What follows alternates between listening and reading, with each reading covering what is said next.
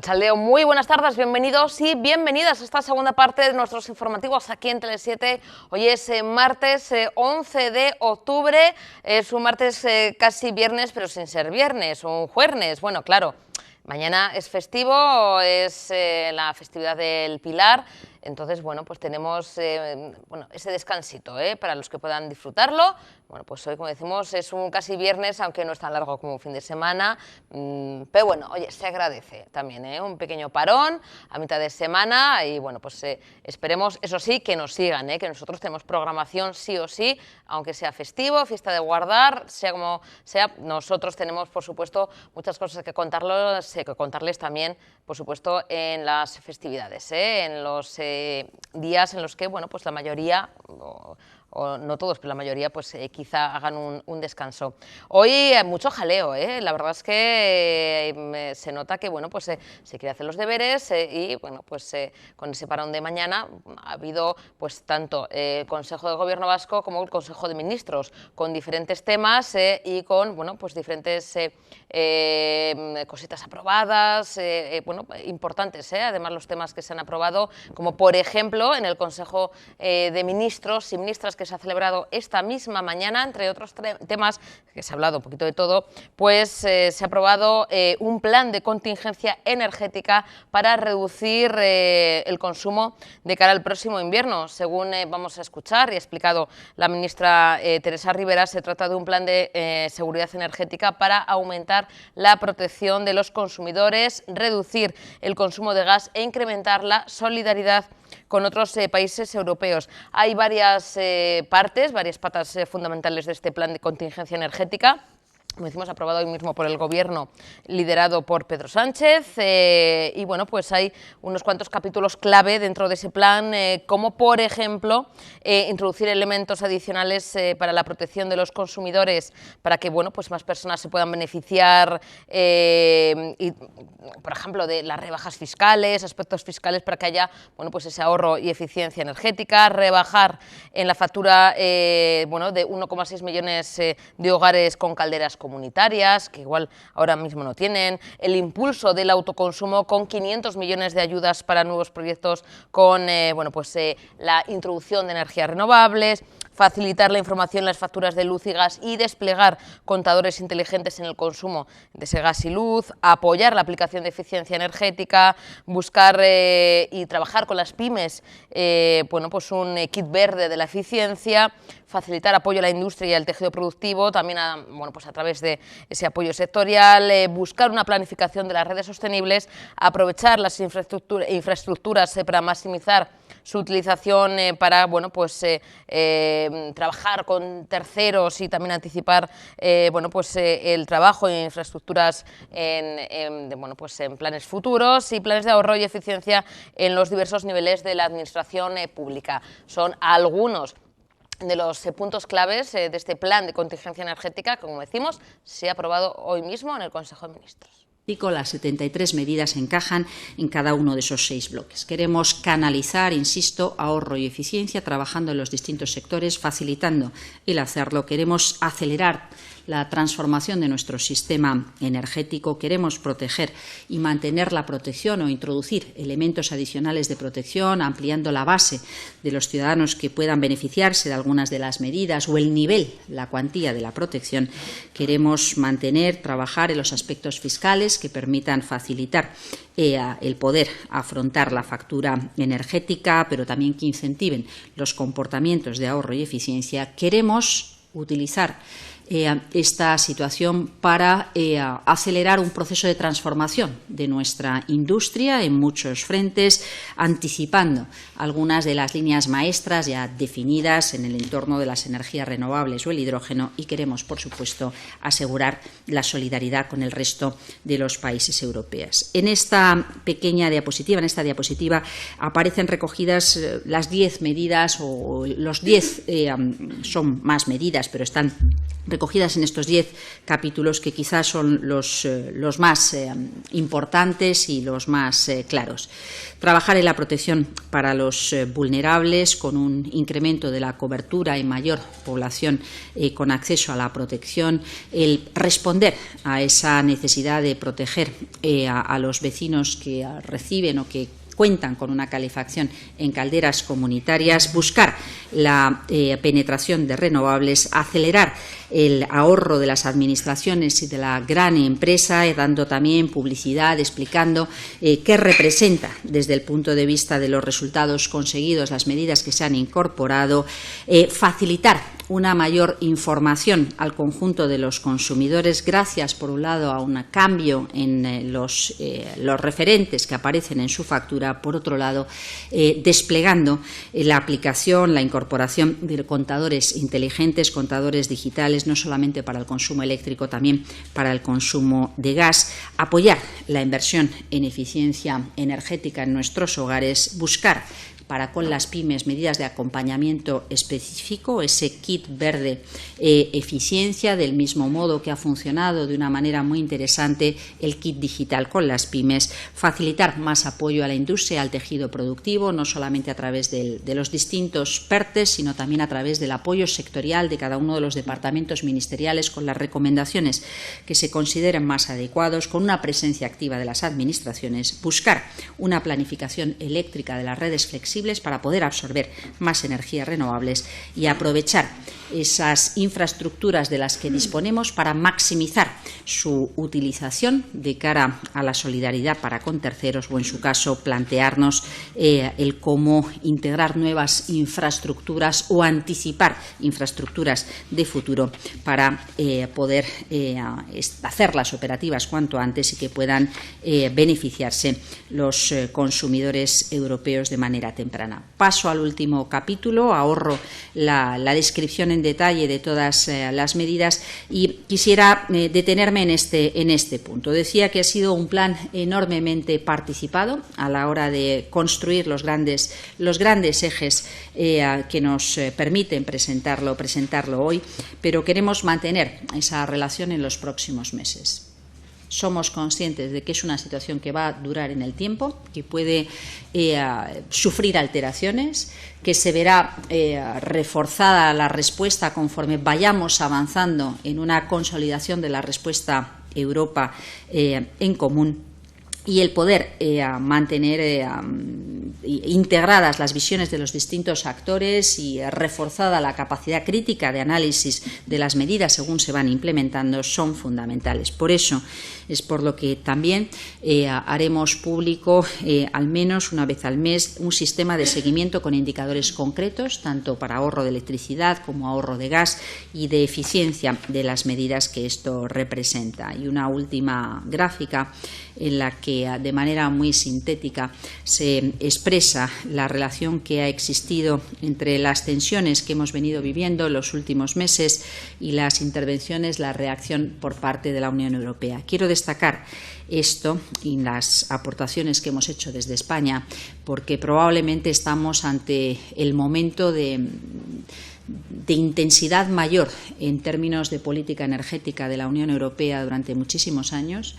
La respuesta que da Europa incide de manera clara en los mercados y en la evolución de los precios de todo el continente. La capacidad de responder unidos es crítica y la oportunidad de consolidar un proyecto europeo en materia de energía es algo que es una gran oportunidad, evidentemente por motivos pues no deseables en ningún caso, pero que no debemos perder, porque lo que estamos viviendo tiene consecuencias geopolíticas que van más allá de lo que ya de por sí sería peligroso y relevante, como son las consecuencias económicas, sociales y ambientales de esta crisis energética.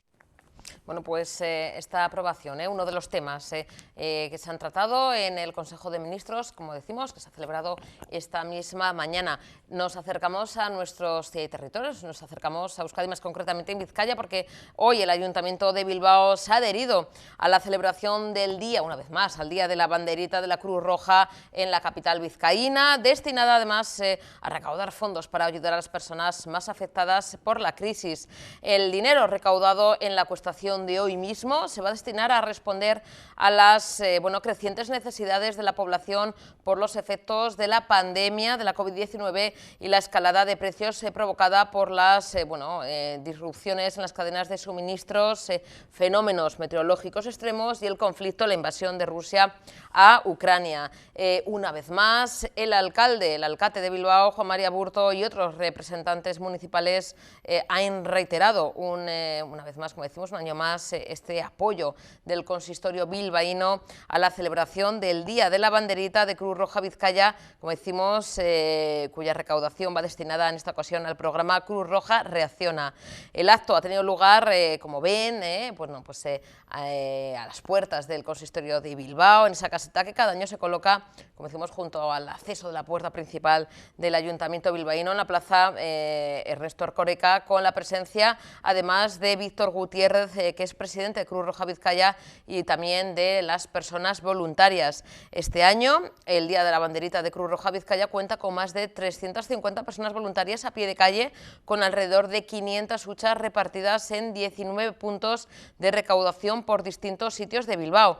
Todo el dinero, como decimos, irá destinado a responder a esas crecientes necesidades de la población en un contexto de incremento cada vez mayor de los precios de bienes y servicios básicos, que ya supera el 10,5% solo en lo que va de año. En una primera fase, Cruz Roja pretende atender en Vizcaya las necesidades de más de 450 familias a través de este programa Cruz Roja Reacciona. Según señala la organización humanitaria, la irrupción de la crisis generada por la pandemia ha supuesto una nueva vuelta de tuerca a la vulnerabilidad social, en tanto que ha agravado la ya difícil situación de una población que aún se encontraba lastrada por los efectos de la anterior crisis económica y ha empujado a nuevas personas y familias a condiciones de máxima fragilidad. Sin duda, un Día de la Banderita más necesario que nunca.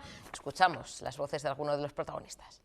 Un acto tradicional, ¿no? El de hoy, el Día de la Banderita de la Cruz Roja. Yo creo que se puede resumir en una palabra, que es solidaridad.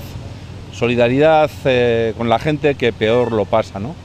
Y por nuestra parte también lo que supone es poner en valor la gran labor que hace la Cruz Roja, con la que colaboramos habitualmente en el ámbito de la acción social, en el ámbito de las migraciones, en aquellos ámbitos en los que la atención a las personas se convierte en lo principal. Y hablar de atención a las personas, sin ninguna duda, requiere hablar de Cruz Roja.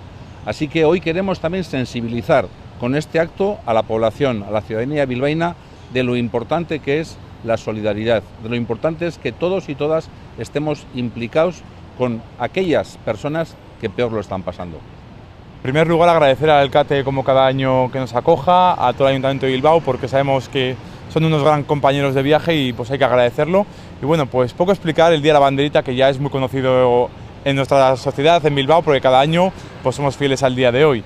Y sí que es verdad que este año es un poco caso especial, hemos sufrido la crisis de Ucrania, el cambio climático, toda la subida de precios. Entonces, bueno, decir que este año hemos puesto en marcha desde Cruz Roja el plan Cruz Roja Reacciona, que es un plan especial para paliar esas necesidades de la inflación del 10% este año más o menos. Y bueno, nos hemos encontrado que las peticiones de ayuda pues están subiendo, estamos ya a más peticiones de ayuda que el año pasado en diciembre, por lo tanto hay que dar una respuesta a esto, y este dinero de este año va a ser justamente para, en el transcurso que la gente queda en el paro, queda sin ayudas, le dan y le otorgan la RGI o cualquier tipo de ayuda, en este momento va a hacer una ayuda inmediata, cercana, de poder pagar la electricidad, la luz, el transporte, incluso en algún momento la vivienda de ese mes, etcétera, para poder hacerlo. Agradecer también a todo nuestro voluntariado, 350 personas en Bilbao, sobre todo personas mayores, toda la implicación, y agradecer otra vez al Ayuntamiento de Bilbao pues, que está aquí con nosotros como cada año. Mi esker.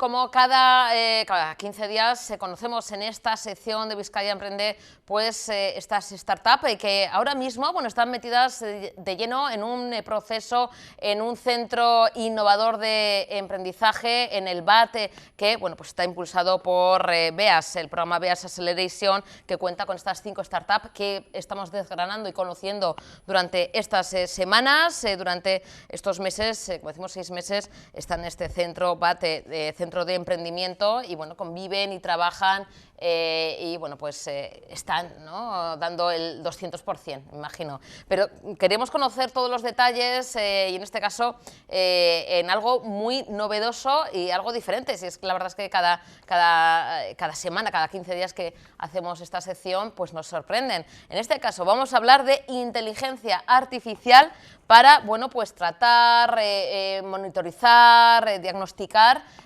problemas dermatológicos en la piel. ¿Cómo se hace? Pues nos lo va a contar el que mejor sabe de ello, el cofundador de Legit Health. Él es Taif Mascarty, no sé si lo he dicho bien. Taif, buenas tardes, bienvenido. Muchas gracias, buenas tardes, ¿qué tal? Taif, ¿es junto Mascarty?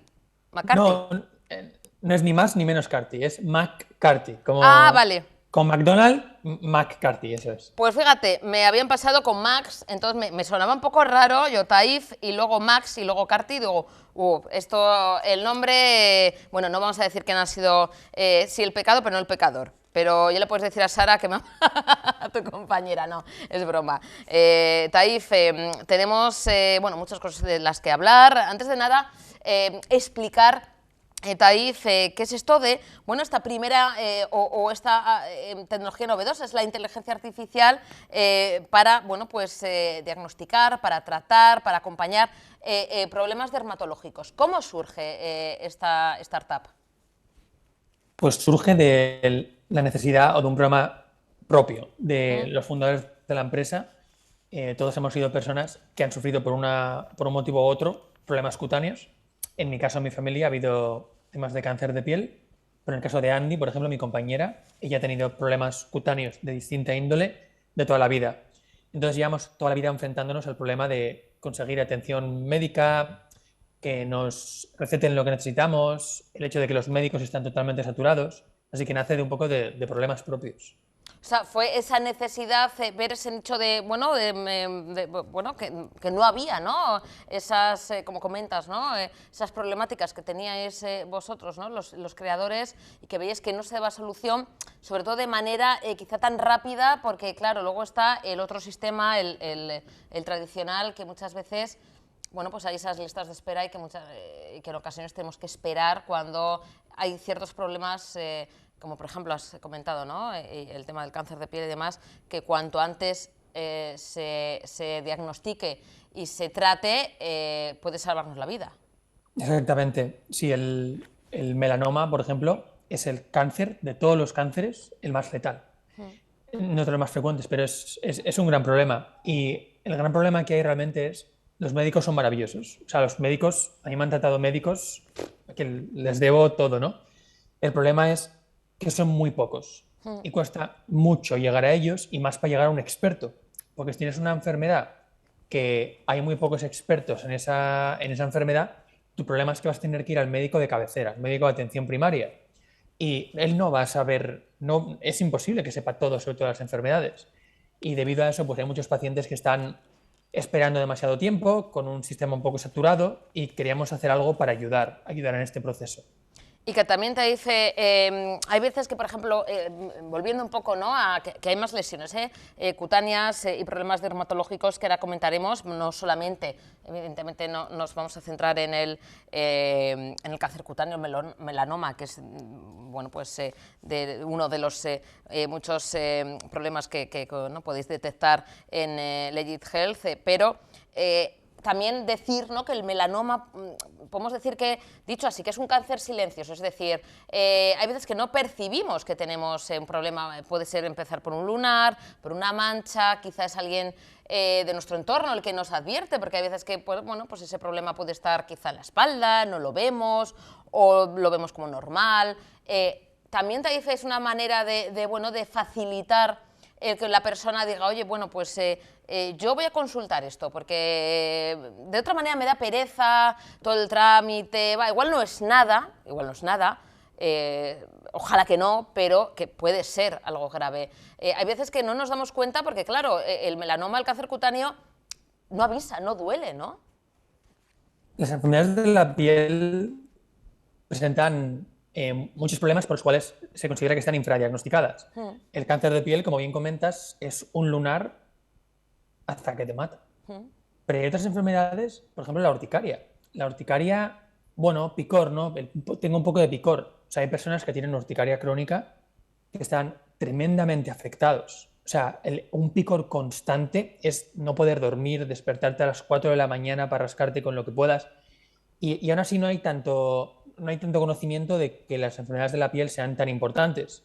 Aún así sí que quería puntualizar que nuestro propósito, nuestro enfoque nunca es sustituir al médico, ni mucho menos. Nosotros lo que queremos hacer es ayudar al médico, ayudar al paciente. Pues, ¿qué es lo que sucede? Que ahora mismo, por ejemplo, en Euskadi, en Osakidetza, tenemos un montón de personas que pueden estar infradiagnosticadas con enfermedades de la piel. Si de repente todas ellas decidieran, voy a entrar al sistema, voy mañana al médico de atención primaria, nos cargábamos el sistema, porque no da abasto, los médicos de atención primaria no darían abasto. Y creo que ese es el gran problema. El gran problema es que tenemos un sistema que no permite darnos cuenta de todo esto porque los médicos de atención primaria están saturados. Entonces lo que hacemos es un sistema de inteligencia artificial que capacita a los médicos de atención primaria y capacita a los dermatólogos no tan especialistas a ofrecer una mejor atención a los pacientes para que igual un médico que no es experto sepa decirte, oye, prueba este tratamiento, prueba esto otro, vamos a hacer esta intervención o no. Tú tienes que ir ahora mismo al especialista para que te quiten este lunar porque no tiene buena pinta. Hace un poquito esa ayuda, ¿no? Ese sistema, vamos a decir, de cribado para poder hacer que todo fluya de manera más cómoda para todos y que no se sature, como comentas, la medicina general, ¿no? Y el tema, por ejemplo, de la atención, ¿no? Dermatológica, que también a veces pues hay esa lista de espera tan grande. Taif, ¿cómo funciona? Acá hablamos de inteligencia artificial, estamos viendo imágenes de vuestra página web, que es súper chula, además está todo muy bien explicado, pero claro, cuando nosotros nos acercamos, ¿no? O mostramos las startups, también queremos acercarlo también al pueblo, ¿no? A la gente. Cuando hablamos de inteligencia artificial, la gente siempre piensa, oh, madre mía, esto es complicado, esto cómo va a ser, cómo funciona, cómo son los pasos a seguir y cómo es un poquito la manera también de contactar y de entrar en esta startup, contactar con vosotros. Vale. Esa es la última pregunta. Si tú eres una persona que es un paciente que está sufriendo de enfermedad, nosotros no te vamos a ayudar directamente. Es decir, no es que puedas entrar en nuestra web, enviar una foto y decirte, ¿tienes esto? No. Lo que tendrías que hacer sería ir al hospital, ir al médico y a través de ellos podrían estar utilizando nuestra herramienta para ayudarte. Y ahora llevamos ya un tiempo trabajando con Osakidetza, haciendo validaciones clínicas, etcétera, y ahora estamos haciendo un piloto de cara a valorar la posibilidad ya de implementarnos en Osakidetza, en el sistema público. Y sobre cómo funciona, la mejor forma de entenderlo creo que es esta. Es una inteligencia artificial solo hace una cosa bien, pero hace muy bien, que es aprender. Entonces, si tú le das... Es como un estudiante muy estudioso, que tú le das una imagen y se la aprende píxel a píxel. Yo, por ejemplo, no estudiaba así en la universidad. La inteligencia artificial sí. Entonces, lo que hacemos es, le damos a la inteligencia artificial datos de lo que han hecho los expertos médicos, y no solamente un experto, sino un grupo de expertos, un consenso de médicos, para que aprenda de eso y después sea capaz de replicar ese conocimiento del consenso de los médicos con un caso nuevo que nunca ha visto. No es tan complicado si lo explicas así, creo. Taif, hasta llegar aquí, ¿cómo ha sido el proceso? Ahora mismo el equipo de Legit Health, ¿de quién está compuesto? ¿Quiénes formáis el equipo? Pues somos cuatro fundadores y la única que no es de un perfil friki, de un perfil técnico, es la jefa, la CEO, que se llama Andy, y ella viene más pues de cosas de negocio, de empresa, y ella es la que ha sido paciente toda la vida de patologías de la piel. Y los demás somos técnicos de distintas áreas. Entonces tenemos a Alfonso, por ejemplo, que es un súper experto a nivel europeo en inteligencia artificial en medicina. Tenemos a Gerardo, que es muy bueno en ciberseguridad, escalabilidad, etcétera. Y yo que programo, pero más un poco la aplicación móvil, cómo es la interfaz de usuario, etcétera. Y creo que por eso hemos llegado a hacer esta solución, porque casualidad, los 4 que nos juntamos teníamos entre nosotros ya un poco la capacidad para crear esta herramienta. ¿Qué otro tipo de, también de patologías bueno, podéis ayudar, dar esa herramienta, como dices, a esos profesionales integrados, ¿no? Ojalá, yo espero ya de manera oficial en Osakidetza, como buena herramienta, bueno, otros servicios de salud, ¿no? A nivel nacional, ¿por qué no? Porque al final también las buenas ideas pues, se pueden exportar. Taif, ¿cuáles son otros tipos de problemas? Hemos hablado, bueno, quizá de los más graves, pero también problemas, oye, que a mucha gente le preocupa, como es el tema del acné, como es el tema, bueno, pues de quizá, bueno, pues otros tipos, ¿no? de psoriasis, ¿no? Otros tipos de problemas que también se pueden tratar y que incluso dependen, ¿no? de la gravedad de ese problema, pues también tienen que acudir a los servicios de salud, ¿no? Sin duda, esto es justo a lo que me refería antes, que a veces pensamos que si alguien tiene psoriasis, que no es tan grave como otra cosa, pero la psoriasis le arruina la vida a muchas personas y además la psoriasis después puede convertirse en otras cosas, como artritis.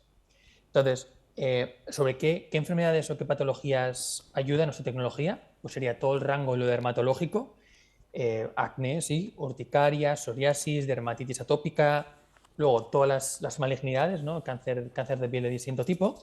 Y luego también entramos mucho en el tema de las úlceras por presión, que es una patología que se tiene más un poco en la tercera edad, está relacionada con la diabetes, pero es cuando alguien tiene una herida tan profunda que incluso llega al hueso.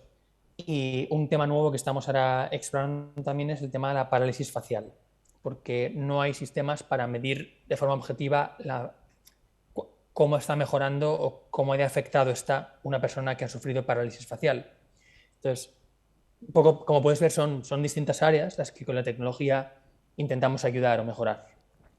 Taif, ¿qué supone estar en un programa de aceleración como el que presenta Beas, que bueno, que estáis junto con otras empresas, otras startups innovadoras? Mira, emprender en Vizcaya es radicalmente distinto a emprender en cualquier otro lado. Y me refiero en cuanto al apoyo que obtienes del ecosistema. O sea, yo tengo amigos que emprenden en otros sitios y no tienen nada que ver. Y este programa es una iniciativa más de las que organiza Vizcaya para ayudar a su ecosistema emprendedor, que buena falta nos hace esa ayuda. Y esta lo que consiste son mentorías con expertos de muy alto nivel, incluso formaciones. Por ejemplo, yo soy un poco, o sea, la gente que es más técnica, ¿no? Pues las formaciones en temas de negocio, temas de inversión, temas de finanzas, pues tipo de formaciones. Y luego nos dan un espacio en la torre, que no sé si has estado tú en la torre, en el BAT, pero es una maravilla. Entonces, si la inspiración te tiene que pillar trabajando, pues qué mejor que en un espacio tan inspirador, eso es. Taif, retos de Legit Health para medio largo plazo. ¿Cuáles son un poquito los retos de futuro? Pues mira, aunque somos aquí de Vizcaya, el primer sitio que nos contrató fue hace un par de años y fueron en Madrid, fue el Hospital de Torrejón en Madrid. Entonces, hemos hecho validaciones en Vizcaya con Cruces y Basurto, pero supongo que nuestro mayor reto o lo que mayor ilusión nos haría sería finalmente poder entrar en Osakidetza. También es el sistema al que nosotros vamos cuando nos pasa algo. Entonces yo creo que el principal reto que queremos conseguir sería ese, poder ya implementarnos en Osakidetza y ayudar a nuestras familias, que es el entorno más cercano que tenemos. Es buen momento, siempre decimos, ¿no? Lo de nunca es buen momento, pero hay que animarse a la hora de emprender, Taif. Para la gente que nos sigue, no hay que tener miedo, hay que, bueno, tirar para adelante porque nunca vamos a encontrar el buen momento, ¿no? Ahora, bueno, pues ese fantasma de la recesión, hace unos años el horror de la pandemia, siempre al final va a haber algo en lo que nosotros, bueno, pues podemos escudar para no emprender. Hay que lanzarse, Taif. ¿Tú recomiendas el tema del emprendizaje? Alguien tiene que hacerlo. O sea, alguien tiene que hacerlo. Si nadie lo hiciera, nuestra sociedad se apalancaría en lo mismo y nadie avanzaría y estaríamos todos haciendo lo mismo. O trabajaríamos todos para los chinos. Quiero decir, alguien tiene que hacerlo. Entonces, supongo que la pregunta es, ¿recomiendo a alguien individualmente? Pues es una decisión muy personal. Es una estrategia, o sea, no le va a hacer muy feliz a tu madre ni a tu abuela. Entonces, por ese lado, no. Pero para mí es una forma de vivir muy bonita. A mí me gusta mucho lo que estoy haciendo, me gusta mucho con quién lo estoy haciendo y no lo cambiaba por nada. También es un modo de vida el emprender, ¿no? El estar, como comentas, ¿no? Con otras personas, con esos ideales y con esa manera de intentar, por lo menos eso, mejorar el mundo y hacernos la vida un poquito más llevadera. Pues la verdad es que es maravilloso, Taif, y os lo agradecemos que seáis emprendedores. Un placer, es que ricasco, muchísimas gracias. Y cuando queráis, ya sabéis, solo tenéis que silbar. Un besito. Mil gracias por la oportunidad.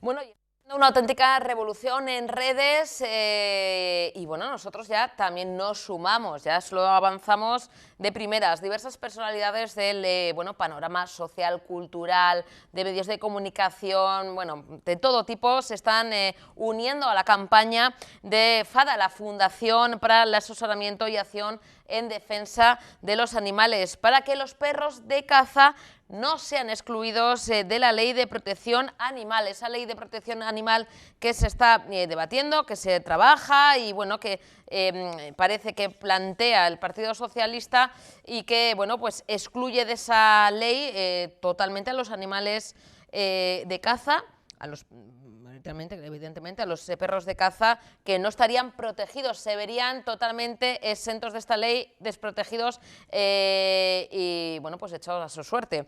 Bajo el hashtag mismos perros, misma ley, por ejemplo, actrices como Ana Polvorosa, Topacio Fresh, cantantes como Cristina del Valle, de conocido dúo Amistades Peligrosas, o periodistas como el Gran Wyoming, Iñaki López o Sandra Sabatés, Natalie Seseña, también, bueno, un montón de gente muy conocida, piden al gobierno de Pedro Sánchez que no deje desprotegidos a estos canes, que son nuestros animales, que son también seres vivos y que no tienen que salir de esa ley y que tienen que, por supuesto, protegerse, porque esos perros de caza que muchas veces decimos, bueno, hacen un uso, una función, pues la mayoría de ellos terminan sacrificados, maltratados y colgados en árboles, cuando ya no sirven para cazar. Vamos a escuchar las palabras de estas personalidades que ponen voz y rostro a esta pues campaña que nos unimos, hashtag mismos perros, misma ley.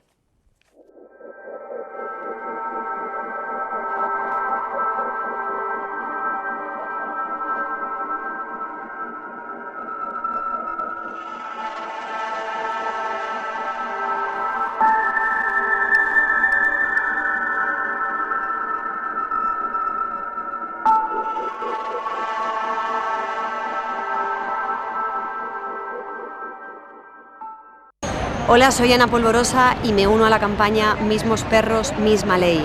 ¿Entendéis que hay alguna diferencia entre un perro de caza y un perro que convive en un hogar? No a la exclusión de los perros de caza de la Ley de Protección Animal.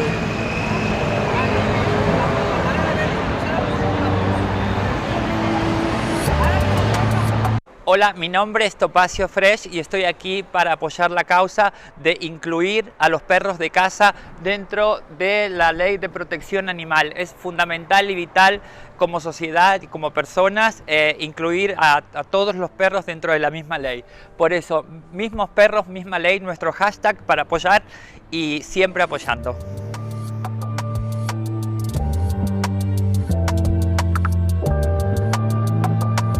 Bueno, pues para que no dejen a los perros de caza fuera de la ley que les proteja, porque no tiene absolutamente ningún sentido que unas razas de perros queden protegidas y otras no, por ellos también.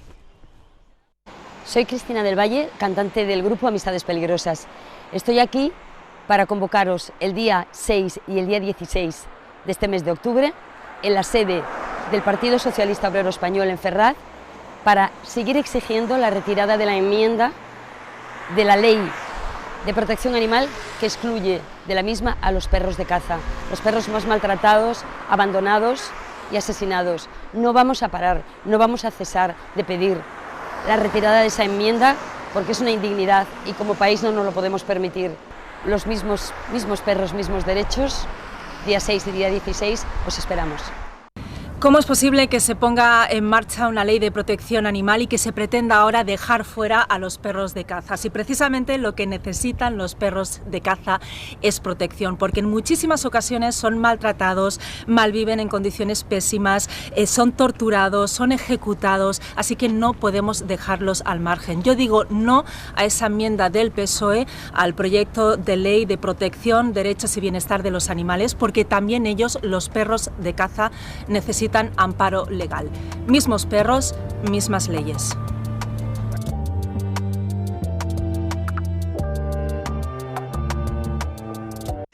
Bueno, soy Petra Martínez.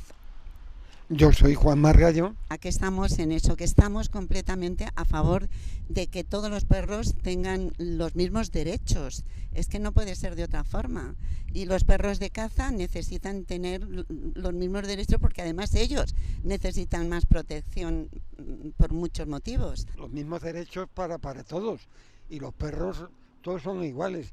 En este perro mundo no hay nadie diferente. Somos todos iguales. Pero lo importante es eso, queremos la misma ley para todos los perros. Mismos perros, mismos derechos. Hola amigos, soy el Gran Wyoming, artista internacional, no lo olvidéis. Bien, yo creo que el orden jurídico tiene que tener algún tipo de lógica para los que tenemos que padecer las leyes o disfrutarlas, pues entendamos de qué va esto. Digo esto porque ahora resulta que van a sacar una ley de protección animal que ya estaba más o menos clara y de repente, muy probablemente, y yo afirmaría categóricamente que es la razón, por una cuestión electoral sacan una parte de la ley o meten una enmienda, mejor dicho. ¿De qué se trata? De que los perros de caza tienen distinta consideración. Es decir, es una ley que protege a los animales, a los perros como tales. Sin embargo, por esa función especial que cumplen los perros de caza, quedan sin derechos. Bueno, esto es tanto como si los perros de caza decidieran qué quieren hacer con su vida.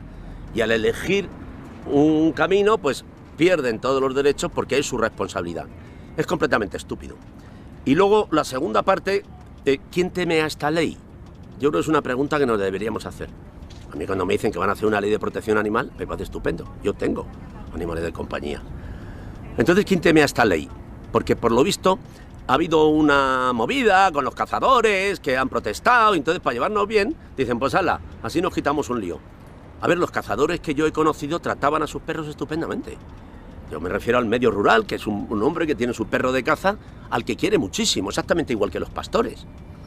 Entonces probablemente se refieran a algún tipo de cazador, algún tipo de negocio que se forma en torno a la caza y que tiene a los perros como uno de los elementos. Y que es completamente ridículo que los perros queden desprotegidos. ¿Qué significa esto? ¿Que yo tengo un perro de caza y lo puedo matar a palos? Esto sería tanto como decir, vamos a crear una ley que proteja a los animales de compañía, pero en este barrio no. En este barrio no, porque este barrio tenemos que conseguir votos de ahí. Es estúpido. Así que si se hace una ley de protección animal, que sea con todas las de la ley.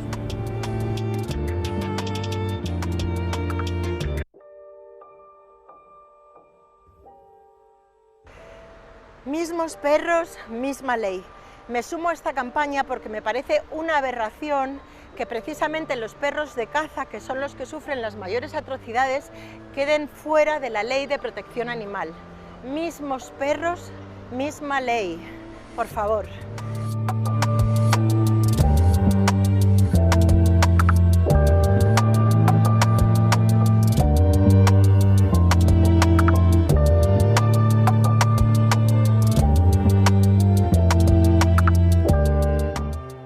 Bueno, y hoy se ha celebrado también el Consejo de Gobierno vasco. Ha habido también diferentes temas, diferentes cuestiones y aprobaciones. Una de ellas, el tema de la RGI, el Sistema Vasco de Garantía de Ingresos e Inclusión Social, que baja también el límite de edad para acceder a esta ayuda, y es un acuerdo que se ha llegado con Elkarrekin Podemos. Vamos a escuchar a la vicelehendakari Idoia Mendia, que que bueno, pues se felicita de este acuerdo y además ya dice que el principio es no dejar a nadie atrás y nunca bueno, pues ha entrado en su declaración de intenciones, sino que bueno, pues quiere en este caso ampliar y bueno, pues no solamente con el tema de cuantías que se está también negociando, sino también bueno, pues que se extienda a más población. Escuchamos sus palabras. El acuerdo con Elkarrekin Podemos permite ahora ampliar ese consenso en lo político, para construir ese país que queremos ser, en el que no solo haya más personas vulnerables protegidas, sino también con más oportunidades para salir de su situación. Y hacerlo de manera tasada, medida. Nuestro sistema de garantía de ingresos no es una renta de emancipación, pero los jóvenes que acrediten que son vulnerables y tengan un proyecto de vida previo acreditado, también estarán protegidos. El acuerdo, sobre todo, avala además lo previsto en el proyecto de ley para la actualización de cuantías, que en el primer año toman como referencia para establecer la cuantía base el ingreso mínimo vital que el Gobierno de España quiere incrementar en un 8,5%. A partir del 2024, el indicador de referencia para la actualización será la tasa de riesgo de pobreza, con lo que seguiremos el criterio establecido para el conjunto de la Unión Europea. Yo hoy quiero agradecer a Elkarrekin Podemos que en este verano, y especialmente estos últimos días con más intensidad, ha trabajado junto a los nacionalistas vascos y los socialistas vascos y el equipo de mi departamento para poder ampliar los consensos que ya habíamos trenzado con todas las entidades sociales. Bueno, hemos dicho diferentes temas, diferentes cuestiones en el Consejo de Gobierno Vasco, que también ha aprobado el Gobierno Vasco en su reunión de hoy una convocatoria de ayudas temporales extraordinarias de más de 1.800.000 euros destinadas a las empresas operadoras de alimentación de animales de granja para hacer frente a las consecuencias económicas derivadas de la invasión de Rusia a Ucrania. Se pretende apoyar así al sector ganadero, garantizando el aprovisionamiento de materias primas y contener los incrementos de sus principales alimentos o su manera de alimentar a estos a la ganadería, a los animales de granja. Unas ayudas que se vienen a sumar a los 14 millones de euros que el Gobierno vasco ya aprobó a finales de septiembre para apoyar las explotaciones agroganaderas y paliar así las dificultades que vienen experimentando tras esta invasión, tras esta guerra que se está haciendo eterna. Escuchamos las palabras del portavoz del Gobierno vasco, Bingen Zupiria. El Gobierno ha aprobado una convocatoria de ayudas temporales por valor de 1,8 millones de euros destinadas a las empresas que operan en la adquisición y suministro de alimentación para animales de granja, como consecuencia del encarecimiento de precios que se están produciendo en los mercados internacionales y con el objetivo de ayudar a las empresas ganaderas que se dedican a la generación de carne para consumo, para que puedan alimentar debidamente a sus ganados, ¿no? Por lo tanto, se trata de garantizar el aprovisionamiento de materias primas y contener el incremento de precios que se está produciendo en su compraventa como consecuencia de la invasión rusa a Ucrania. Se realiza o se adopta esta decisión ante la constatación de que se están produciendo encarecimientos de precios que superan el 45%. Y esta nueva ayuda se viene a sumar a los 14,1 millones de euros que el Gobierno ya aprobó a finales de septiembre para apoyar a las explotaciones agroganaderas. Y por su parte, el consejero de Planificación Territorial, Vivienda y Transportes, Iñaki Arriola, ha dado a conocer la orden de alquiler asequible a la que se ha dado luz verde en el Consejo de Gobierno de esta misma mañana. Según ha explicado, esta orden pretende dar una respuesta en forma de alquiler asequible a personas que más lo necesitan, en torno a 7.000 unidades familiares registradas en Etxebide que cuentan con unos ingresos anuales de entre 20 21.000 y 39.000 euros. Según sus palabras, este colectivo tiene verdaderas dificultades para acceder al alquiler libre, dada la escasa oferta y los elevados precios. Teniendo en cuenta que existe gran cantidad de suelo calificado para vivienda protegida de titularidad privada, esta orden pretende, bueno, pues que parte de ese mismo suelo y esa misma vivienda se movilice hacia el alquiler establecido en condiciones que lo hagan atractivo a los promotores y estableciendo rentas por debajo del mercado libre. La nueva normativa tiene como objetivo movilizar esos suelos de titularidad privada. Prevé un sistema de ayudas para aquellas promotoras que opten por esta especialidad de alquiler asequible a 20 o a 50 años. La orden de alquiler asequible a la que se ha dado luz verde en el Consejo de Gobierno pretende dar una respuesta en forma de alquiler protegido a estas personas, en torno a 7.000 unidades familiares registradas en Etxebide, que cuentan con unos ingresos anuales entre 21.000 y 39.000 euros.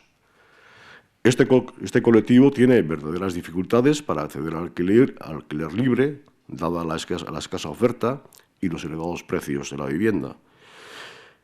Teniendo en cuenta que existe gran cantidad de suelo calificado para vivienda protegida de titularidad privada, esta orden pretende que parte de ese suelo se movilice hacia el alquiler, estableciendo condiciones que lo hagan atractivo a los promotores y estableciendo rentas por debajo del mercado libre. La nueva normativa, que como he señalado tiene como objetivo movilizar suelos de titularidad privada, prevé un sistema de ayudas para aquellas promotoras que opten por esta especialidad de alquiler asequible a 20 o a 50 años. Pero aunque el acceso a la vivienda y su sostenibilidad siguen siendo una de las cuestiones socialmente prioritarias para los sectores sociales más vulnerables, a estos se suman también capas medias de nuestra sociedad que no encuentran soluciones en el mercado libre. De forma que, sin abandonar en absoluto la atención prioritaria al colectivo con menos recursos, consideramos que también debemos abrir puertas para atender a otros sectores sociales que requieren de un alquiler asequible. La norma también determina un sistema de distribución de las viviendas incorporadas a cada procedimiento de adjudicación de alquiler asequible que al menos reserve el 50% de las unidades de Alsogrupo con ingresos entre 21.000 y 30.000 euros anuales ponderados. Con respecto a las rentas máximas que se pueden establecer en este tipo de alquiler, la orden determina distintos grados de precio dependiendo del grupo de ingresos a que se pertenezca. Y ayer mismo el Endacari asistía en Usurbil a la inauguración de la nueva planta del grupo Danfoss dedicada al diseño y fabricación de sistemas de radiocontrol, una empresa internacional, danesa, que lleva implantada en Euskadi desde hace 4 años. Allí el Endacari Iñigo Urkullu, y ante los fundadores de esta compañía, ha asegurado que esta inversión es una muestra de confianza en el ecosistema industrial con lo que cuenta Euskadi, por lo que ha abogado por seguir consolidando la relación entre el mundo institucional y el mundo empresarial. Este es nuestro modelo al servicio de la mejora continua, ha comentado. Damos la bienvenida a esta nueva sede compartiendo los objetivos y compromisos de Danfoss: personas, inversión, producción industrial, sostenibilidad, internacionalización, innovación, seguridad y calidad. Son objetivos y compromisos que forman parte también de la estrategia económica de nuestro país, orientada a ganar competitividad y generar oportunidades de empleo de calidad. La industria es el motor de la economía vasca. Este año hemos superado el 25% del valor añadido bruto de la industria a la economía vasca. La manufactura, como base del desarrollo de la industria en Euskadi y de la industria inteligente, junto con la energía y la salud, son las prioridades de la estrategia de especialización inteligente RIS3. Somos un país de hacer y vamos a seguir reforzando la producción industrial, la manufactura en Euskadi. Uy, que me pillan con el boli. Bueno, tenemos, sí, es que el boli tiene vida propia, es lo que tiene. Tenemos al otro lado, y es un auténtico placer y un honor recibirle, aunque sea de manera virtual. Nos gustaría tenerle aquí, darle un abrazote enorme, pero bueno, también nos gusta poder verle y charlar con él. Diego Carcedo, uno de los grandes, maestro, buenas tardes. Hola, buenas tardes, encantado. Bueno, los dos cónsules, bueno, no sé si le puedo tutear, si usted me lo permite. Sí, por supuesto tutear, somos colegas y por supuesto amigos. Muchísimas Está gracias. Claro. Muchísimas gracias, te lo agradezco, Diego. Los dos cónsules, nuevo libro que, bueno, hace, la verdad es que un merecido homenaje a muchos personajes bueno, que no salen en los libros, que no salen a veces en las películas, o por lo menos en las películas de Hollywood, y las de aquí yo creo que menos, que bueno, pues muchas veces se jugaron la vida y su puesto de trabajo y demás para ayudar a los demás. Es el caso de estos dos cónsules, además de otros personajes y protagonistas, pero que dan título a tu nuevo libro, a tu nueva novela, Diego, que precisamente un cónsul, un representante del consulado estatal español en Burdeos y un portugués, bueno, pues se enfrentaron a sus jefes o a lo que mandaban por entonces, que era Franco y Salvini, ¿no? en Portugal, para ayudar... Sus regímenes políticos, sí. Claro, para ayudar a personas, judíos, no judíos, a huir de la amenaza nazi. Diego, esto poco se ha escrito, porque son esas personas anónimas que bueno, pues, oye, no tenían por qué, pero que sí que se enfrentaron a esos regímenes dictatoriales para ayudar a las personas a huir de una muerte segura, ¿no? Sin duda alguna que esto fue lo que hicieron los dos cónsules de Portugal y de España, que en unos momentos muy difíciles, muy dramáticos, con 500.000 refugiados en Burdeos, donde estaba el gobierno francés también refugiado con la invasión nazi, y estos dos cónsules, los demás de otros países habían escapado ya porque tenían miedo a los nazis, y tanto el portugués y el español resistieron, además con una gran valentía, porque recordemos que los dos países que representaban, Portugal y España, eran dos países afines a los nazis, con regímenes políticos muy adecuados, muy parecidos a los que pretendían imponer los nazis en el resto de Europa. Y estos dos personajes, muy distintos en principio, pero luego con muchas cosas en común, coincidieron en la misma sensación de necesidad de solidarizarse con los que estaban necesitados. Y empezaron a ponerles visados, a darles visados para venir a Portugal y a España, a la península ibérica, que era la única escapatoria que tenían aquellas personas para escaparse del nazismo. Y bueno, al final lo hicieron en contra de sus gobiernos, que se indignaron muchísimo porque estaban haciendo sus cónsules, y desde luego los dejaron muy mal parados en la reacción que tuvieron los dos gobiernos, destituyéndolos fulminantemente. Diego, ¿cómo llega esta historia o cómo surge? ¿Cuál es el germen de contar esta historia, además de luego todo lo que engloba, ¿no? Porque hay un auténtico recorrido también por bueno, pues ese verano del 40, también luego hay un periodista que, bueno, que ahora te comentaremos, te preguntaremos si tiene un poquito de ti, como suele decir, pero la historia de estos dos personajes que existieron en la vida real, ¿cómo llega? ¿Cómo te atrapa o cómo empieza este proceso también de investigación periodística que es brutal? Diego, ¿cómo llega esta historia a tus manos? Bueno, la historia, yo ya hice varios libros sobre el tema. Hice el libro Un español frente al Holocausto, de Ángel Sabriz en Hungría, que salvó a 5.000 judíos, y del cual se hizo la película El Ángel de Budapest. Luego hice otra de Entre bestias y héroes, de personas de Europa, diplomáticos, y en España, muchas personas que salvaron también a judíos. Ese libro me dieron el premio Espasa de ensayo cuando lo publiqué. Por lo tanto, para mí no es nada nuevo esto. Yo soy un interesado enorme por la historia, es lo que he estudiado, es lo que me interesa, lo que me gusta, y aunque esté trabajando permanentemente en la actualidad cotidiana muy variada, pues yo siempre al final recalo en la historia y procuro recopilar datos. Tengo montones de carpetas con relatos de diferente tipo y con hechos. Y estos, pues bueno, yo me entró la primera información por la vía del portugués, que era más conocido por los que lo salvaron, que montaron unas campañas muy grandes en su favor desde diferentes países, desde Estados Unidos y por supuesto desde Portugal, que enseguida me constó que le estaba pasando muy mal en Portugal, que estaba sufriendo una depresión enorme porque el gobierno portugués no le perdonó aquella desobediencia, le persiguió como pudo.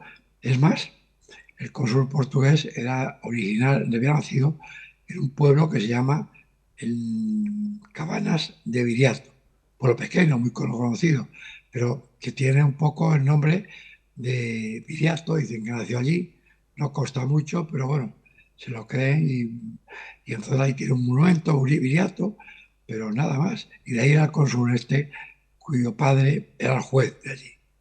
Y bueno, este hombre hizo la carrera diplomática, no llegó a embajador porque con Salazar no tenía buena relación.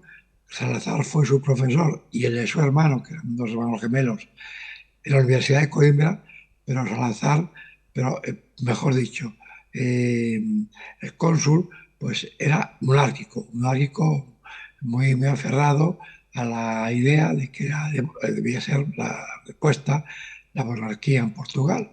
Y esto a Salazar no le gustaba. Salazar, que estaba de dictador, quería seguir mandando y no quería tener un rey por encima. Bueno, yo fui descubriendo esas cosas, fui acumulando información y finalmente, bueno, pues un día le metí mano, ¿no? Tenía formación pues, para haber escrito unos cuantos libros más y por haber escrito 800 páginas, ¿no? 300 y pico que tiene. Diego, además de estos personajes, de estos cónsules, el español y el portugués, como comentas, que dan título a la novela, conocemos también bueno, pues, ese país, bueno, esa ciudad, ¿no? Burdeos, asediada también por el miedo, ¿no? Por la incertidumbre de sí, yo la conocía ya antes y fui ahora claro. también para recopilar datos allí. Me costó mucho encontrar datos y fui a Burdeos. Es una ciudad muy bonita, muy interesante, es una ciudad excepcional que en aquellos momentos pues estaba pues hecha un caos total. Fue un escenario de hechos muy sangrientos, muy lamentables. Yo recuerdo relatos que me contaban allí de niños que se perdieron, que allí estaban también refugiados unos 400 o 500 comunistas españoles que habían huido de la Guerra Civil Española y estaban allí también pasándolo muy mal. Y desde luego, cuando aquello cayó en manos de los nazis, amigos de los franquistas, pues aquellos los convirtieron en verdaderos esclavos. Pero bueno, lo que pasó allí fue mucho. Yo ahí procuro en el libro dos cosas. Primero, ser muy riguroso en la parte histórica, lo que ocurrió con la invasión francesa, lo que hizo el gobierno francés en ese momento, que fue refugiarse en Burdeos, seguir funcionando allí como gobierno, pero gobierno ya con muy poco poder porque los nazis estaban apoderando de toda Francia y eso lo llevó con mucho rigor. Lo mismo que la existencia de los dos cónsules, de su personalidad, de su identidad, en fin, de lo que hicieron y de lo que consta que entre los dos salvaron a unos 37.000 refugiados, que se dice fácilmente, ¿no? 37.000, al lado de los 300, 400, 500.000, que no hay cifra exacta, pues parece que no son muchos, pero 300.000 personas salvadas de la muerte o del campo de concentración son muchísimos. Y después hay una segunda parte intercalada, que es la parte novelada, por eso digo que es una novela histórica, que es una novela de todo lo que estaba ocurriendo allí, de los muertos que había, de los fusilamientos, de las prisiones, de lo que estaba ocurriendo en aquella ciudad en que, bueno, todo aquello era un caos total. Y bueno, esto lo voy contando de la manera más sencilla que puedo, no recargarlo mucho de datos porque he tratado que fuese un libro fácil de leer. No puedo decir que sea un libro ameno, porque la verdad es que lo que estaba pasando no es muy ameno, pero bueno, intenté que fuese interesante y que se pudiese leer con facilidad, que la gente quedase muy ilustrada de lo que había ocurrido en aquella etapa de la guerra europea, que fue el año 40, en Francia, concretamente el mes de junio, y después de toda esta situación que pasó en el país. Todo esto vinculado con otras cuestiones, las relaciones que estaban estableciéndose con los ingleses, también las negociaciones para el armisticio, en el que participaba el embajador español, por supuesto un afín a los nazis. En fin, todo esto contado con sencillez, con la mayor sencillez de que he sido capaz, buscando que fuese estilo periodístico y transformado en novela, claro. Y también con bueno, pues, la visión o cómo se vivía el periodismo en aquella época, Diego, porque vemos a través de los ojos también de un periodista que es enviado por su periódico a, bueno, pues a Burdeos, a ese conflicto, a esa bomba de relojería. También es una auténtica lección de periodismo, de cómo se vivía y cómo se trataba los conflictos allá por el año 40, ¿no? Bueno, tanto como una elección, yo no me atrevería a decir, ¿no? Es un relato que, bueno, como lección, ¿no? Yo pues, he sido mucho tiempo profesor en la universidad, pero lecciones no soy un maestro ni un profesor.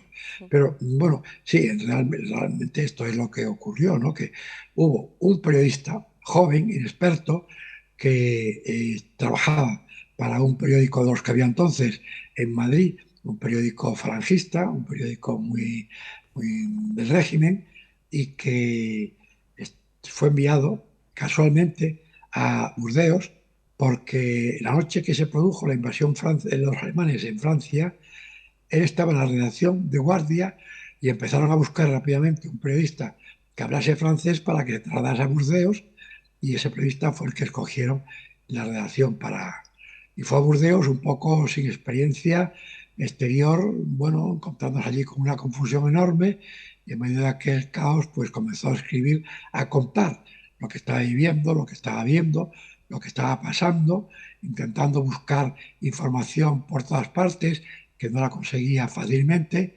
pero bueno, consiguió ir haciendo narraciones que mandaba a Madrid, donde en muchos casos eran rechazadas porque en Madrid el periódico no estaba de acuerdo con la línea política de informar verazmente, con independencia, aunque ya supiese qué terreno estaba tocando, pues actuaba con mucha cautela, pero así muchas de sus crónicas eran tiradas a la papelera, otras eran censuradas. Tenía peleas fuertes porque continuamente me llamaban para decirme que lo que quería el periódico no eran relatos de lo que estaba ocurriendo allí con los pobres judíos o los no judíos, que estaban judíos y personalidades importantes, porque allí habían confluido muchas personalidades importantes. Los gobiernos en pleno, por ejemplo, exiliados de Bélgica, de Holanda, de Polonia, de Luxemburgo.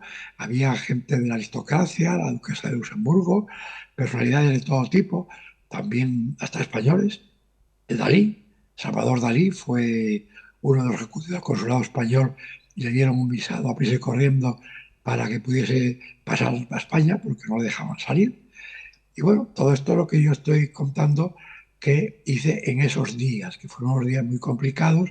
La verdad es que muy agobiantes, porque en muchos momentos no me atrevía a escribir porque todo lo que se me ocurría resulta que eran cosas que, bueno, de alguna manera estaba censurando lo que estaba ocurriendo, y lo que estaba ocurriendo al gobierno español pues le gustaba, le encantaba que los nazis siguiesen tomando el control de aquella situación y produciendo aquel desastre.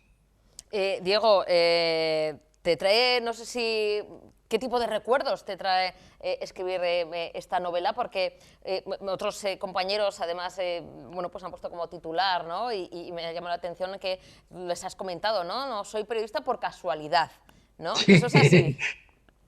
Sí. Realmente es así, soy periodista por casualidad.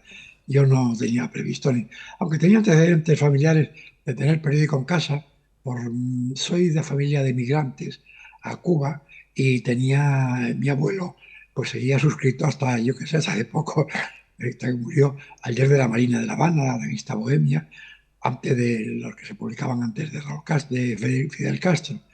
Pero yo no tenía vocación de periodista, yo tenía mi vocación siempre, desde pequeño, era de historiador. Pero tropezaba con mi padre, que quería que fuese médico o abogado, con buen inmigrante que había vuelto a Asturias, pues bueno, más o menos en unas condiciones aceptables, aunque le había agarrado la guerra civil y se le había estropeado también su profesión y su carrera. Pues yo lo que quería que el hijo mayor pues fuese abogado o médico. En Asturias no había carrera de abogado, matricularon en Valladolid, yo a los 15 o 20 días me convencí que aquello no me gustaba, que eso no era lo mío, y regresé a Asturias en Navidades y dije no, que no iba a volver. Entonces fue cuando estudié Filosofía y Letras y la rama de Historia, Y por casualidad, cuando estaba ya había terminado, en Madrid conocí a 3 estudiantes de periodismo que se llamaban José Luis Balbín, que ya ha terminado la carrera, estaba en segundo, con Graciano, José Luis Balbín Solada, que es de conocido después por el programa La Clave, Graciano García, que ha sido fundador de la Fundación Princesa de Asturias, que, bueno, un periodista realmente excepcional, con muchas ideas. Ahora es el promotor de Asturias, capital de la poesía. Y Juan Belillo, otro periodista excepcional, también también estaba preparando la carrera. Ramón Sánchez Ocaña, también conocido. Y bueno, yo me lié con ellos. Bueno, hacía muchísimo calor, era el mes de mayo, junio, por ahí. Me animaron para que me preparase con ellos para el ingreso a la escuela de periodismo que había entonces, que solo había 2 o 3 en España. Y empecé con ellos a los periódicos, a revisar archivos, a prepararme para unos exámenes que eran muy complicados, que se presentaban 400, 500 aspirantes y aprobaban 40 o así, porque no había más plazas en la escuela. Y al final, bueno, Balbín me enrolló de manera especial, fue el que más me enrolló a que me presentase y me matriculase. Me acuerdo que casi no tenía dinero para pagar la matrícula, que al final fue el que me enrolló para que había que presentar una memoria de por qué se quería ser periodista. Bueno, no sé si me estoy enrollando demasiado con esta historia. No, es que me parece, Diego, increíble. Es más, yo creo que ya toca el que, bueno, o todavía es pronto lo de escribir un libro de memorias. No, eso pasa mucho. No, eso seguramente. Bueno, escribí recientemente un libro que se llama Sobrevivir al miedo. Lo escribí hace 2 años, pero con tan mala suerte que me agarró la pandemia y me obligó a estar encerrado en casa aquí durante casi mucho tiempo. Lo escribí, salió, pero estaban las librerías cerradas, estaba todo muy muerto. Aunque muchos colegas me hicieron entrevistas, pero tuvo menos eco del que realmente se esperaba. Son situaciones históricas que yo relaté, al que yo asistí como periodista enviado especial o corresponsal. Son que me parece que 12 o 15 historias, algunas estremecedoras, otras pues más entretenidas, pero todas en las cuales yo pasé muchísimo miedo.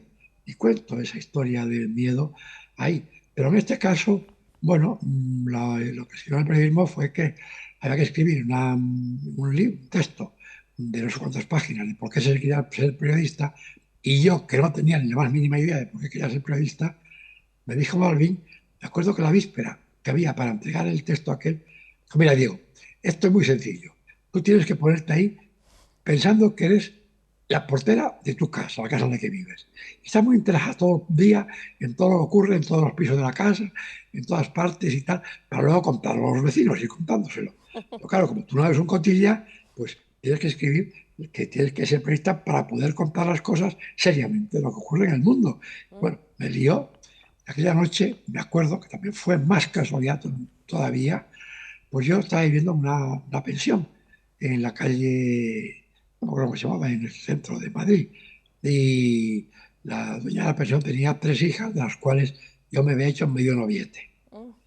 Pero un día, el día anterior, por la mañana, pues cuando estaba en la habitación, que me entró una empleada, la que hacía las camas, y se enrolló, que una chica joven también, enrolló a hablar conmigo, y una hermana de la novieta aquella, pues fue a contárselo a su hermana.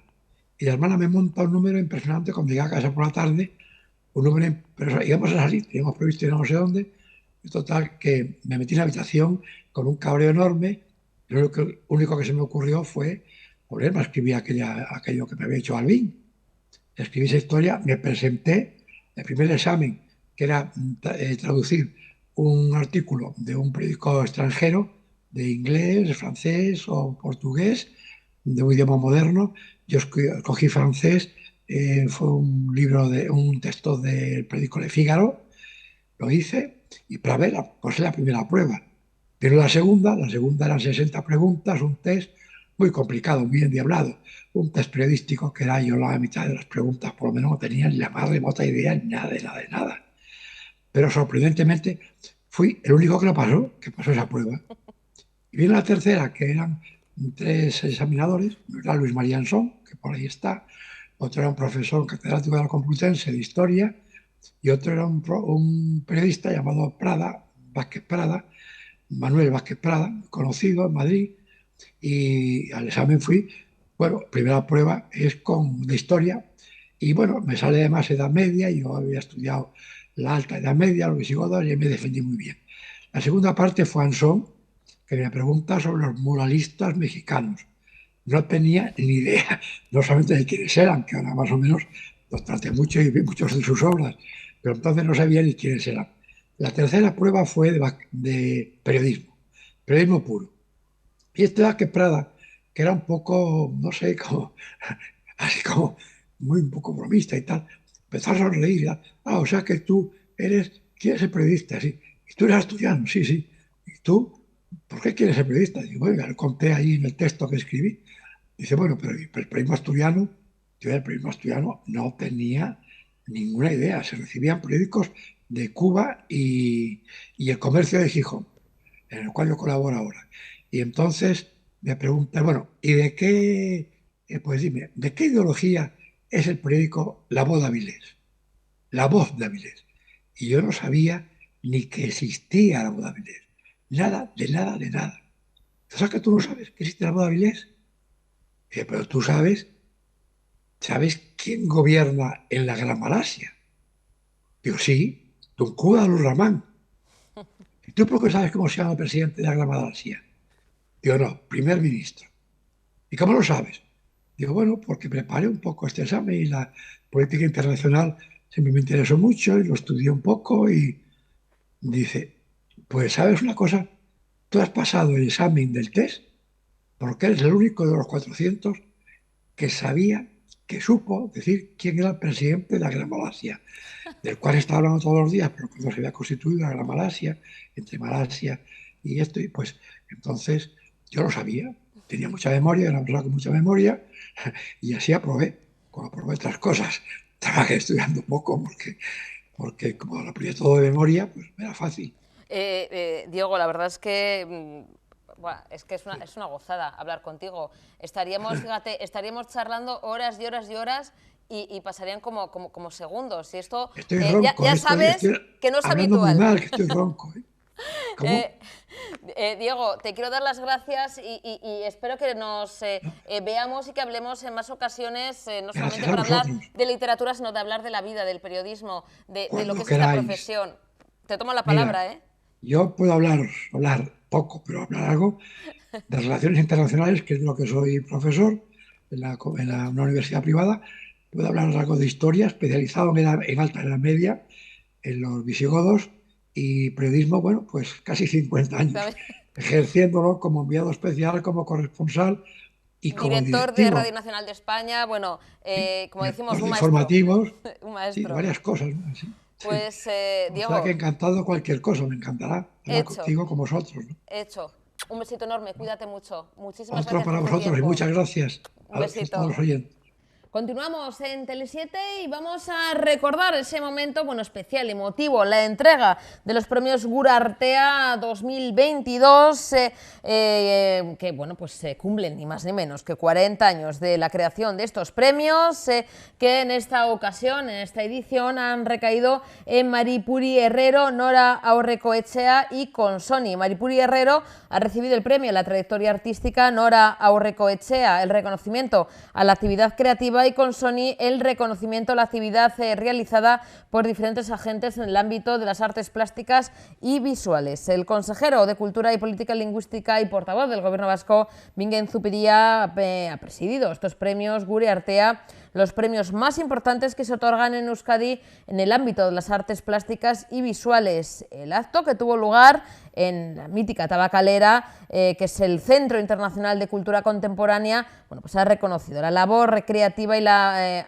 labor productora de arte contemporáneo y editorial de estos auténticos genios, y bueno, pues además de Bingen Zupiria, también contó el acto con la presencia del viceconsejero de Cultura, Andoni Iturbe, y la directora de Promoción de la Cultura, Aitziber Torrosategui. Entre otras autoridades también estuvieron presentes los premiados de ediciones anteriores. Recordemos que son 40 años, ni más ni menos, de estos premios Gure Artea, unos premios totalmente ya consolidados. La tarea del arte ha sido siempre interpelar a la realidad, representar, interrogar, sugerir, provocar, subrayar, alumbrar. En esto consiste su misión.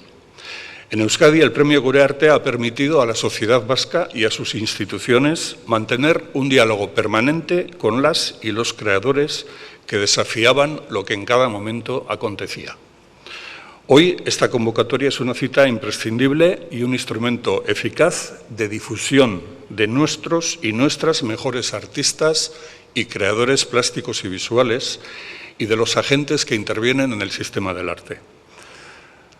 También es una oportunidad de tomar el pulso al momento que la creación artística vive en nuestro contexto vasco. En esta época que nos está tocando vivir, marcada por tantos acontecimientos de dimensión tremenda, el rol del arte adquiere una importancia aún mayor.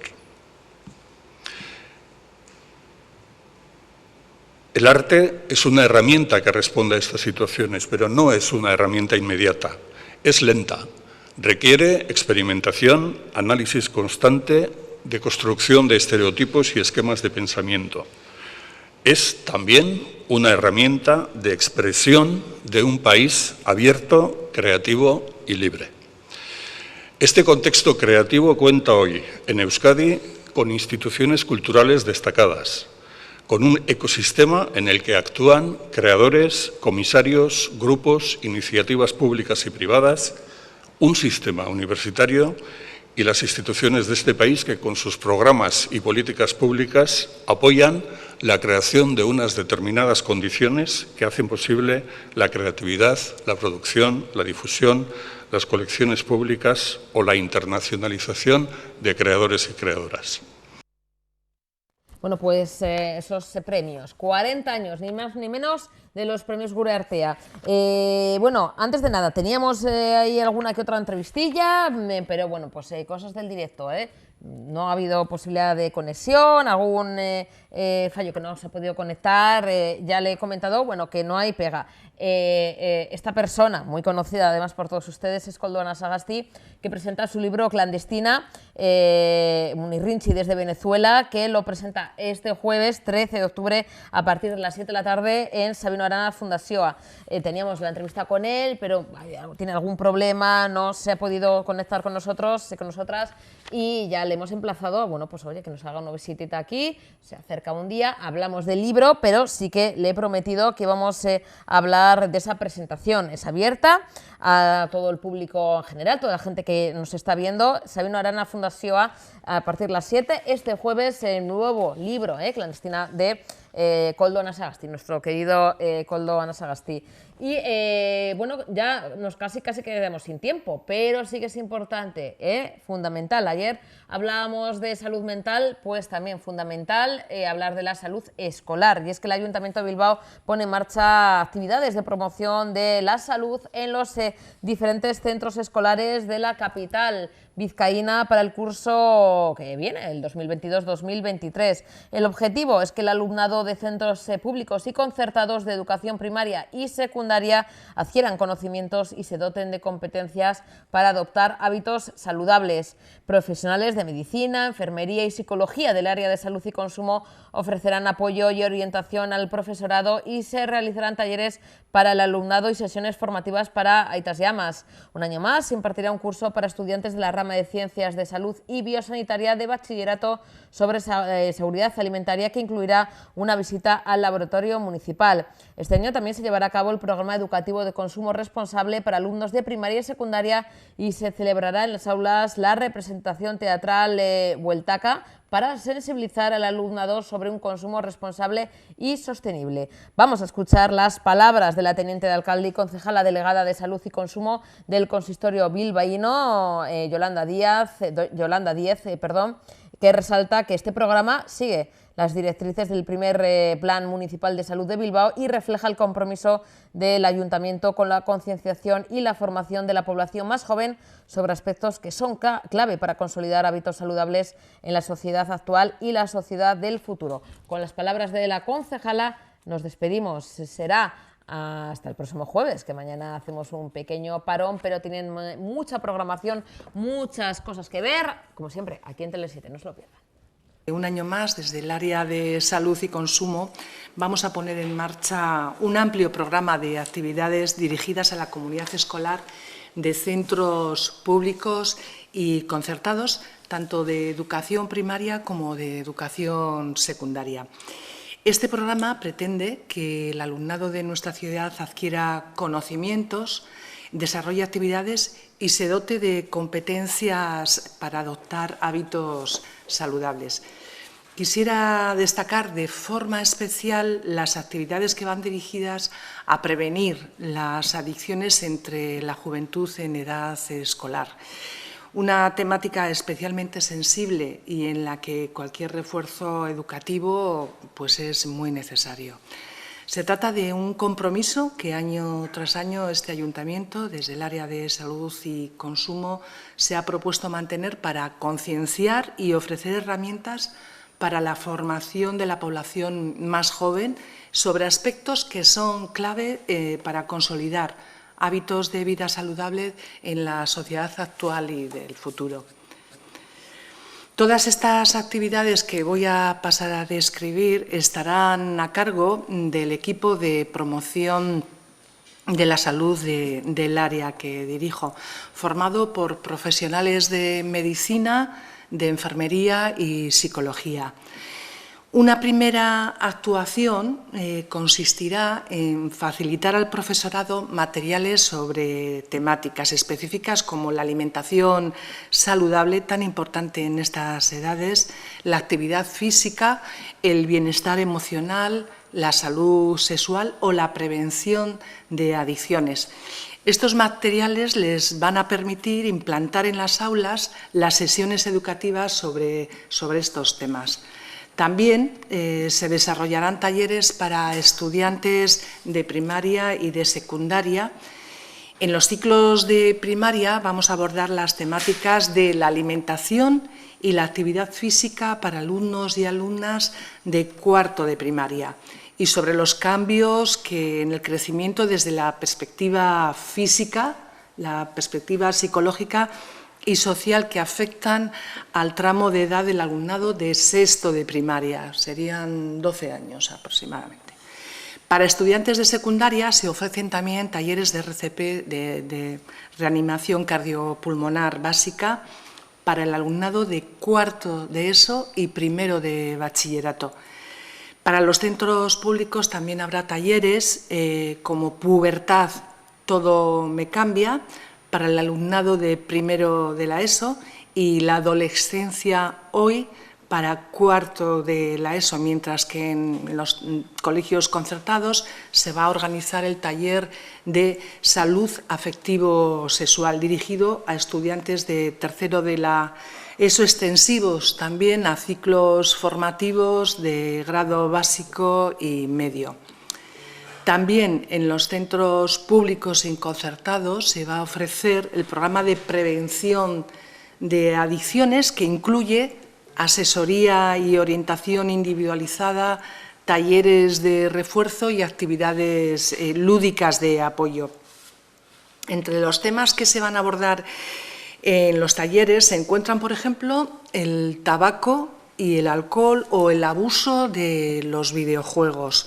En las sesiones se van a trabajar conceptos como las razones para consumir, los riesgos o las herramientas para poder decir que no. El programa ofrece también la posibilidad de formación en distintas materias, tanto para el personal docente y no docente, así como para los padres y madres que pueden plantear temas que les resulten de interés para la educación de sus hijos e hijas. En este caso, los temas son seleccionados por cada centro junto con las asociaciones de padres y madres, importantísimos en esta etapa de la vida. En el inicio del curso escolar estamos contactando con todos los centros educativos, tanto públicos como concertados, con la finalidad de ofrecer información y orientación en materia de adicciones. El programa incluye la vigilancia y el control de enfermedades transmisibles en el entorno escolar, en colaboración con el Departamento de Salud de Gobierno vasco, además de atender problemáticas que puedan surgir en el alumnado vulnerable, entre ellas las relacionadas también con la prevención de adicciones. Y, por otra parte, el programa educativo abordará también dos cuestiones esenciales en las competencias del área, como son la seguridad alimentaria y el consumo responsable. En este sentido, se ofrecerá tanto a los centros públicos como concertados el programa educativo de consumo responsable, que aborda temáticas de alimentación saludable para cuarto, quinto y sexto de educación primaria y primero, segundo y tercero de educación secundaria. Otro de los temas sería el agua como recurso natural destinado a sexto de primaria, así como primero, segundo y tercero de secundaria. El transporte público también para el alumnado de quinto y sexto de primaria. Organizamos también un taller de seguridad alimentaria que incluye una visita guiada al Laboratorio Municipal de Bilbao, que reside en Arino Panadera, donde antes estaba ubicada el área de salud. Aquí habrá actividades de identificación de sustancias, ADN y pH, y el taller está diseñado para alumnos ya de primero de bachiller de la rama biosanitaria. Y un año más también ofrecemos diversas representaciones teatrales de la obra Bueltaca en el propio centro escolar con temática de consumo.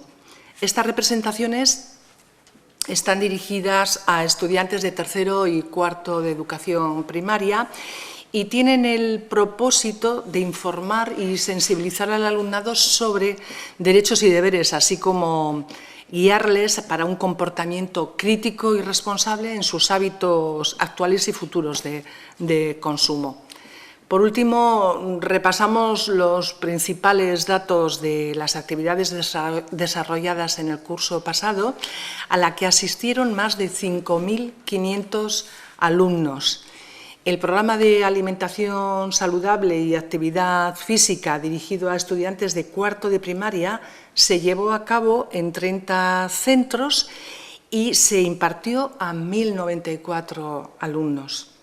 En la nota que os hemos pasado a todos podréis comprobar los porcentajes que representan estos datos sobre el total de centros y estudiantes que hay en Bilbao. El programa Cambio en mi crecimiento, como he comentado antes, para estudiantes de sexto de primaria, se realizó en 48 centros para 1.843 alumnos. El programa Pubertad Todo me cambia, para alumnos de primero de la ESO, se desarrolló en 14 centros públicos y se impartió a 1.008 alumnos.